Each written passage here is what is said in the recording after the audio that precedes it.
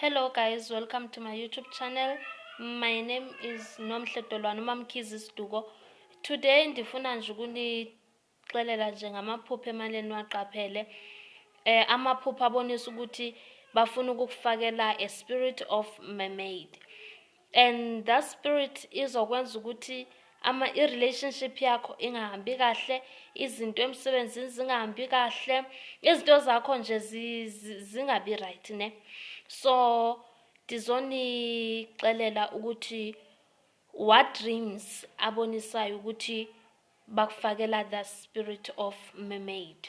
Number 1, you are going to dream usemanzini ne. I know sometimes ukuphupha usemanzini kuthi ukuthi une-calling, but wenza ntoni emanzini, unabani, unxibe ntoni emanzini, andithi that's very important ukuthi unabani emanzini, wenza ntoni, unxibe ntoni, yayiva. So xa bezama ukufakela that evil spirit uphupha usemanzini ne, emanzini under amanzi ne. You are with people you don't know, uyeva, abantu ongabazi, and when you look those people abantu ngenhla mara ngezantsi asiyabantu, they are something else. It's either bazinyoka okanye bazifish ne. And mawuthatha ukubheka, these people are doing evil things, uyeva.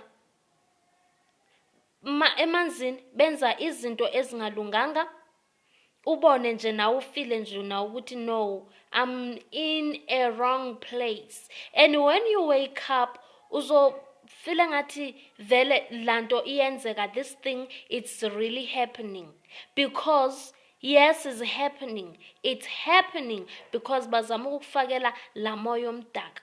And if ide yangena lanto la, uzofumanisa ukuthi awufuni into edibanise nendoda, yayiva into enjalo. Awufuni boyfriend, awufuni bangani, uziphilela wedwa. Yes, umuntu othanda ukuhlala yedwa ixesha elininzi. I know some of these signs, ama-signs womuntu one-calling.